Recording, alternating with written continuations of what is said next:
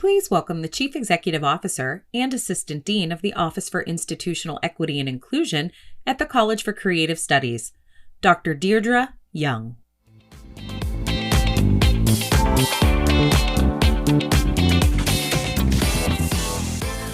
Good afternoon. I invite everyone to discard anything that's in your hands, and I want you to rub them together right now. I want you to close your eyes. And today's, we're thinking about inspiring inclusion. I want you to think of a word or an action that you can do today to inspire inclusion. Set your intention now.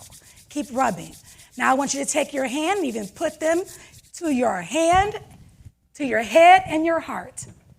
All right? Because it takes love, it takes commitment, and it takes a lot of thinking in order to execute on what I know everyone's going to execute on. So today I'm bringing my multicultural background. I am both indigenous, I am both African American, I'm also from England, if you can believe that, ancestrally. And I honor that. I'm also used she, her pronouns, and I am a woman. And I am here today to talk to you about why not inclusion, all right? So my girlfriends all know that whenever they ask me to do something, I say, why not? Really, think about it. Someone asks you, why not? What is preventing you from doing that thing? Maybe you don't do it that second. Maybe you put a pin in it. But you can do it if that is something you desire to do. So I invite you all to think about why not inclusion. So, you got to practice what you preach. And I said, well, I'm thinking about what I'm going to talk about.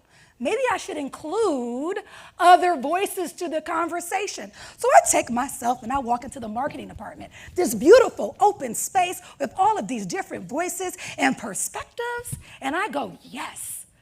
What does inclusion mean to you? Oh, Dr. D, I mean, that's really loaded. And I go, well, come on, let's think about it. I was thinking equal pay for equal work, but what are you thinking? One of the males said, well, sense of belonging.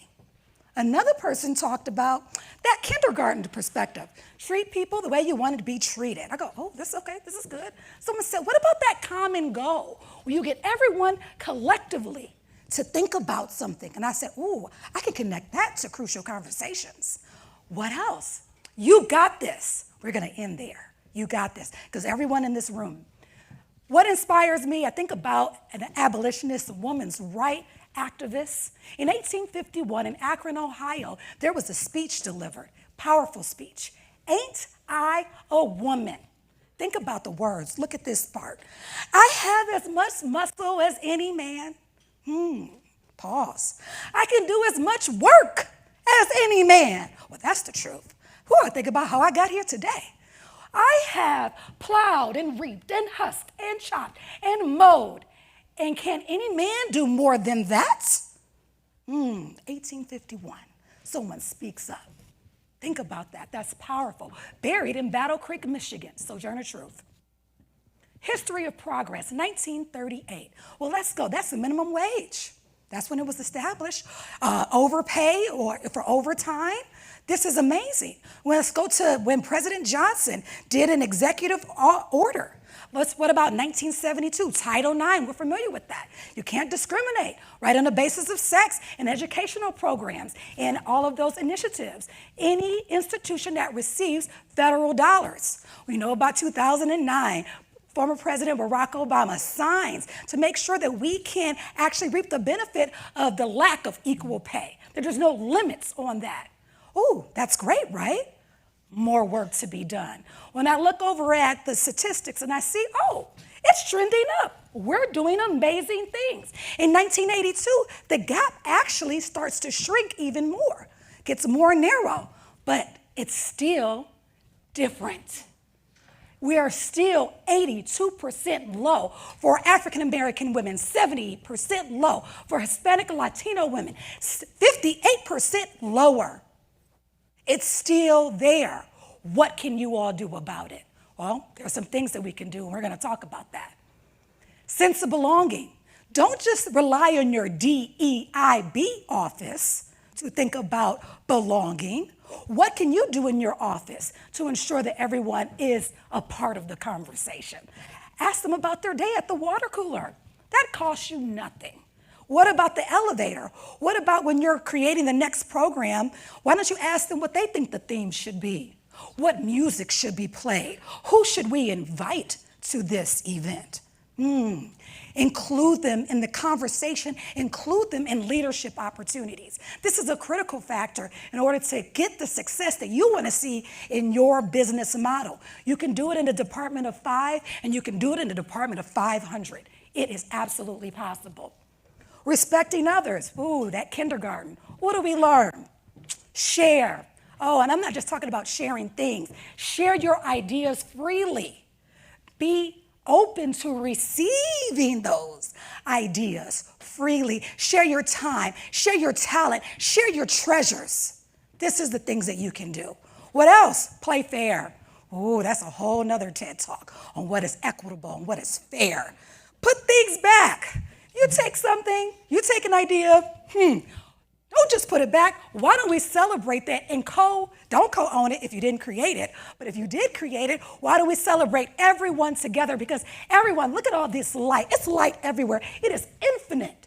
We can all shine together when we're working together on that what? Common goal. Framing that conversation, making sure that we're having productive conversations. I believe these are the tenets. I'm going to go through them quickly. Start with yourself. What's your bias? What's coming in the room with you? Something is there. Pause. Think about it. Recognize that there are different perspectives. Teach empathetic listening. That's another TED Talk. De-escalation techniques, all right? Provide counseling. All these companies here. What is that mental health space? I just learned about Henry Ford and the caregiver thing. Thank you. I'm going to be calling you all about that because I am, in fact, a caregiver. But we need to have these things that are bringing people together towards the what? Common goal. All right, so every company, right, we have these KPIs that we have to deliver. This is the percentage. This is the shared metric. Okay, we can galvanize around that common goal, can we not? But what can each person bring in order to achieve that common goal? Their diverse perspective. And all these women in here, we have some perspective. Why? Because we mean business. Let's talk about that. 42% of all U.S. businesses are owned by women. That's nearly 13 million. Women are 3%. Let's talk about it. 3% more likely to start a business than a man. Gross receipts for women-owned employer firms have increased by 51.9%.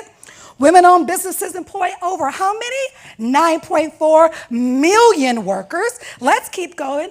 Thank you so much, PwC. Thank you so much, Lean In. Thank you so much, McKinsey Foundation, McKinsey & Company for these statistics. And it is estimated that 849 women-owned businesses open every day. So what I learned is we got this. Say it. You got this.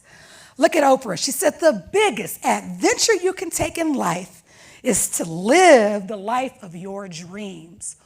When you thought about that word, did that get you one step closer? That action that you thought about closer to your dream? I can't define what success looks like for you. I don't know what your dreams are, but you know them. Create that path, common goal, include others. Don't stop. And one day you will. Think about in the darkness, what do you need? You only need to see just as far as your headlights extend. As long as you keep going, you are enough. Don't let anyone tell you differently. Thank you for your time. Thank you, Regional Chair.